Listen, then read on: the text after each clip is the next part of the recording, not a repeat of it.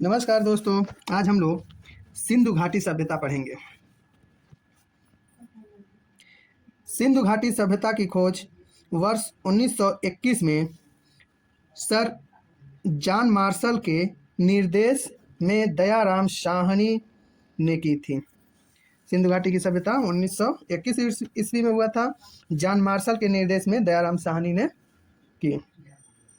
हड़प्पा सभ्यता को सिंधु घाटी सभ्यता, प्रथम नगरीय सभ्यता, कांस्य युग सभ्यता के नाम से भी जाना जाता है।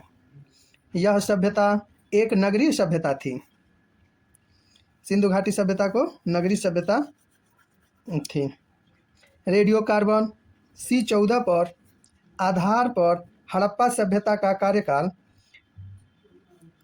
सन 2300 से 1750 ईस्वी पूर्व माना जाता है। सिंधु घाटी सभ्यता, यह सभ्यता त्रिभुजाकार में विस्तृत है।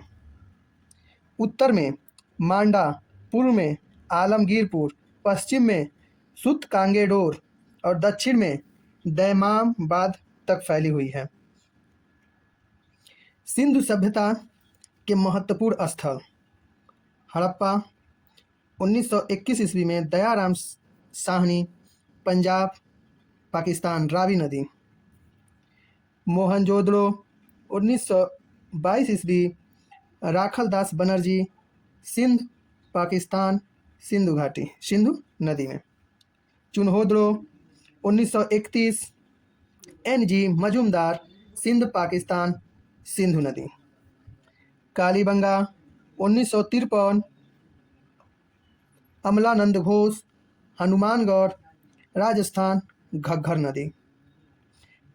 राखीगढ़ 1969, सूरजभान, रफ़ीक मुगल, हिसार, हरियाणा, घग्गर नदी। बनावली 1973, रविंद्र सिंह बिष्ट, फतेहाबाद, हरियाणा, रेंगोई नदी। धौलावीरा 1990-91, रविंद्र सिंह बिष्ट, कच्छ, गुजरात। सिंधु घाटी सभ्यता के प्रमुख स्थलों से प्राप्त अवशेष: स्थल हड़प्पा से 6-6 की 2 पंक्तियों में निर्मित कुल 12 कक्षों वाला एक अन्नागार प्राप्त हुआ। मोहनजोदड़ो, मोहनजोदड़ो का अर्थ है मृतकों का टीला। इसमें विशाल अन्नागार, विशाल स्नानागार, कांसे की नर्तकी की मूर्ति, मुद्रा पर पशुपतिनाथ शिव की मूर्ति का अंकन प्राप्त हुआ है। मोहनजोदड़ो से हमको पशुपतिनाथ यानी कि शिव की मूर्ति का अंकन मुद्रा पे मिला है। लोथल, इसको लघु हड़प्पा या लघु मोहनजोदड़ो भी कहा जाता है। इसमें गोदीवाड़ा पारसी की मुहर ये प्राप्त हुआ था।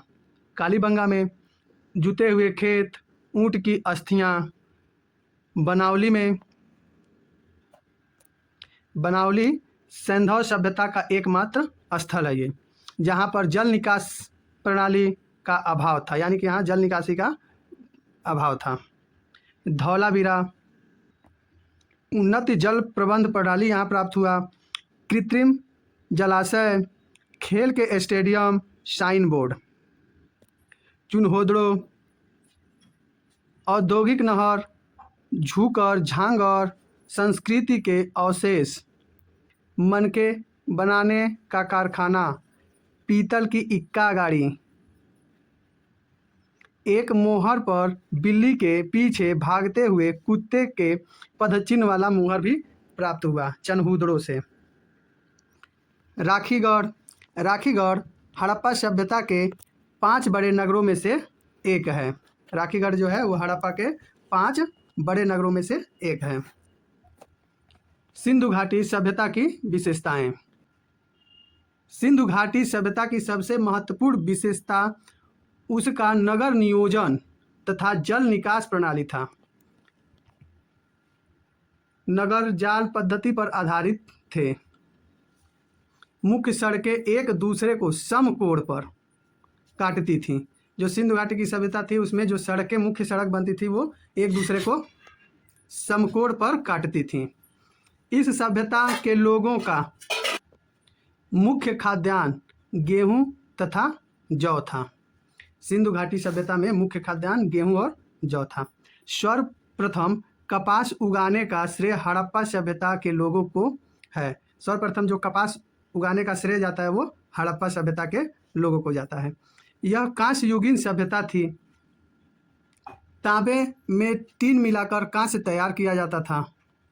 इस सभ्यता के लोगों को लोहे का ज्ञान नहीं था। यानी कि सिंधु घाटी सभ्यता में कांस्य युगीन सभ्यता थी। यहाँ टीन और तांबा आपस में मिला के कांस्य तैयार किया जाता, और यहाँ इस सभ्यता में लोहे का ज्ञान नहीं था।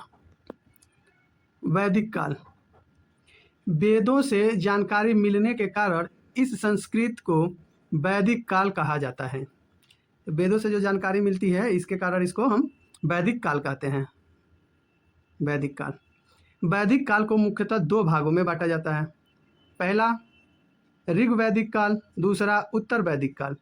ऋग्वैदिक काल 1500 से 1000 ईसा पूर्व तक, और उत्तर वैदिक काल 1000 ईसा पूर्व से 600 ईसा पूर्व तक माना जाता है।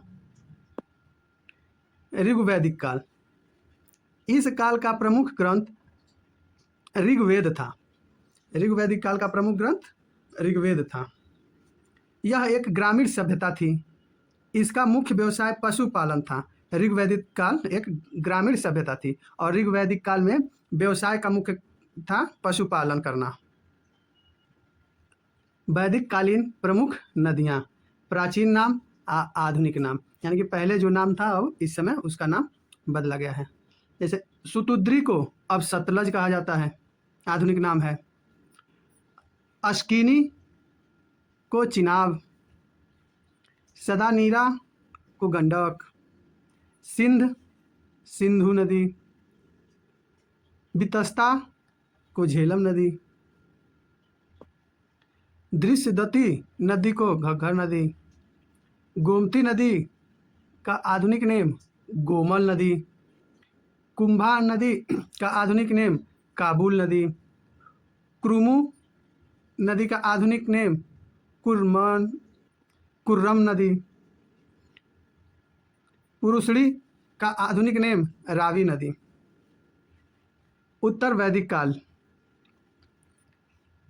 यजुर्वेद, सामवेद, अर्थवेद, ब्राह्मण ग्रंथों, वेदांग,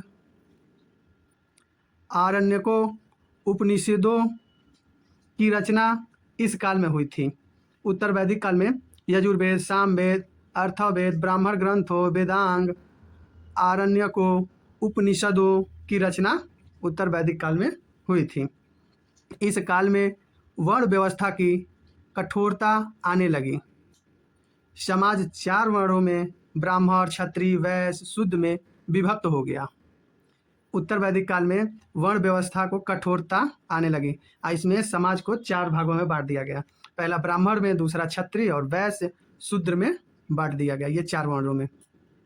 उत्तर वैदिक काल में धार्मिक अनुष्ठानों एवं कर्मकांडों में वृद्धि हुई। उत्तर वैदिक काल में धार्मिक अनुष्ठानों और कर्मकांडों में वृद्धि होना शुरू हो गया। इस काल में स्त्रियों की स्थिति में गिरावट आने लगी। उत्तर वैदिक काल में स्त्रियों की स्थिति में क्या हुई? गिरावट आने लगी। इस काल में आश्रम व्यवस्था, ब्रह्मचर्य, गृहस्थ, वानप्रस्थ, सन्यासी की शुरुआत हो गई। उत्तर वैदिक काल में ही ब्रह्मचर्य, गृहस्थ, वानप्रस्थ और सन्यास की शुरुआत हुई। ये इस काल में आश्रम व्यवस्था प्रारंभ हो गई थी। उत्तर वैदिक काल में 3 ऋषि, पितृ, देव तथा 4 पुरुषार्थ धर्म, अर्थ, काम, मोक्ष अस्तित्व में आए। विवाह 8 प्रकार के होते थे। उत्तर वैदिक काल में विवाह 8 प्रकार के होते थे। गृह सूत्रों में संस्कारों की संख्या 16 मिलती है। गृह सूत्रों में संस्कारों की संख्या 16 मिलती है। हम लोग को याद कर करना है। उत्तर वैदिक काल में धार्मिक अनुष्ठान, कर्मकांडों की वृद्धि हुई, स्त्रियों की स्थिति में गिरावट हुई। इसमें आश्रम व्यवस्था, ब्रह्मचर्य, गृहस्थ, वानप्रस्थ, संन्यास की शुरुआत हुई। उत्तर वैदिक काल में ही 8 प्रकार के विवाह होते थे और गृह सूत्रों में संस्कारों की संख्या 16 मिलती है। उत्तर वैदिक काल में ही 4 पुरुषार्थ धर्म, अर्थ, काम, मोक्ष का अस्तित्व आया। उत्तर वैदिक काल में ही 3 ऋण, ऋषि, पृथ और देव भी का अस्तित्व भी आया।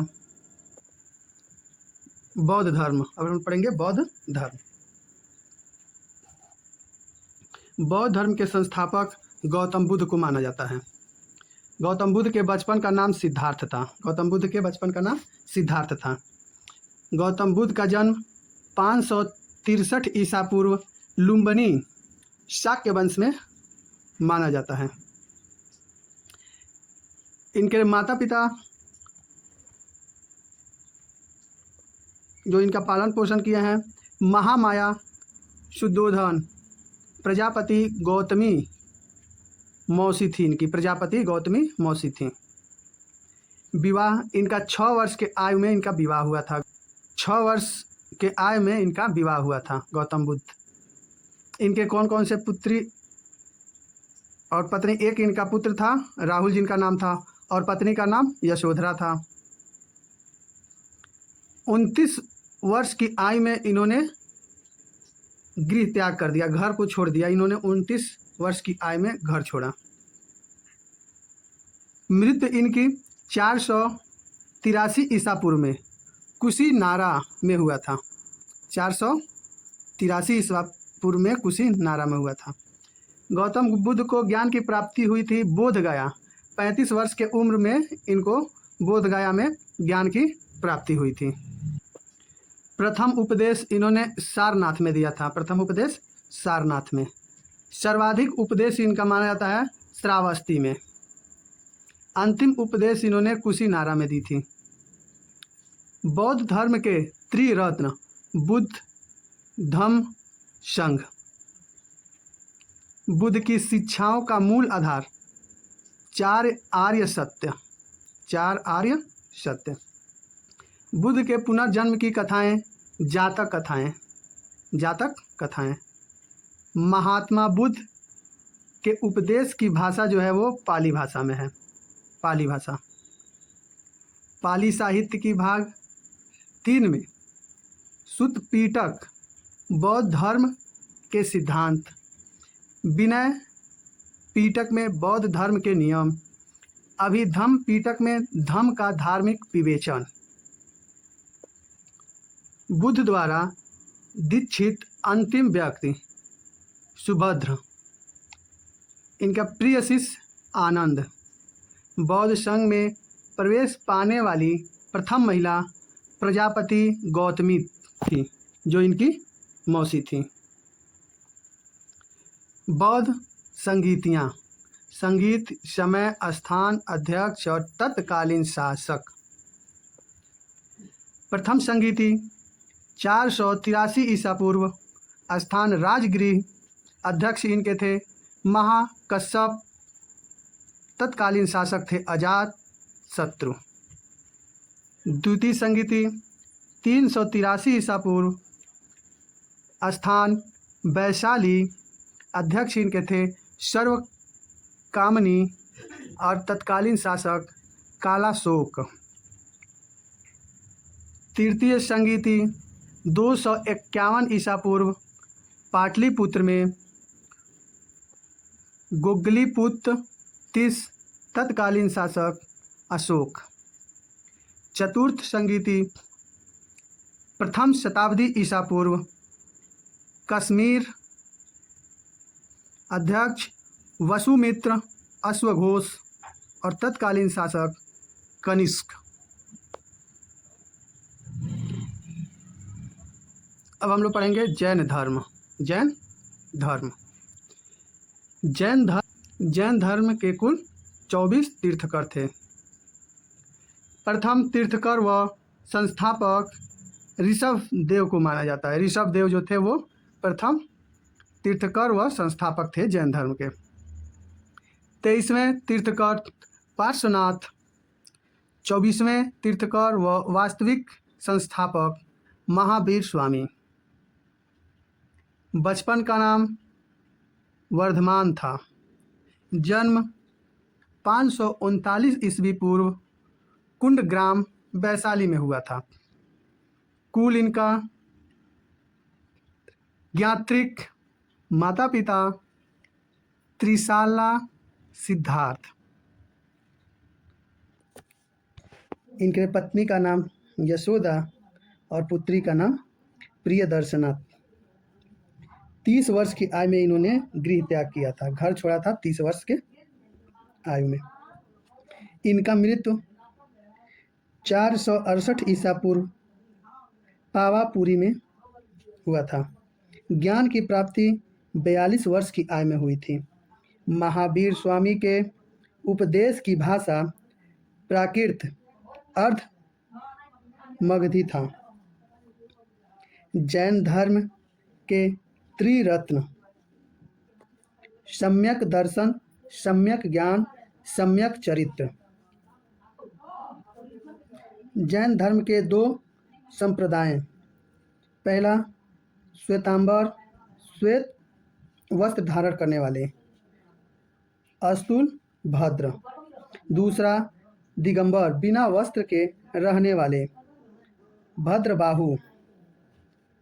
महावीर स्वामी द्वारा दिए गए सिद्धांतों की कुल संख्या 14 थी। जैन धर्म का महत्वपूर्ण ग्रंथ कल्पसूत्र, रचनाकार भद्रबाहु।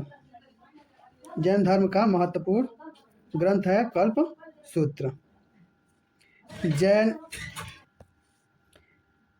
जैन स्वामी के प्रथम अनुयायी जमाली। जैन स्वामी के प्रथम अनुयायी जमाली। जैन धर्म में भिक्षुणी संघ के अध्यक्षता चंदना। जैन संगीति समय, स्थान, अध्यक्ष, तत्कालीन शासक।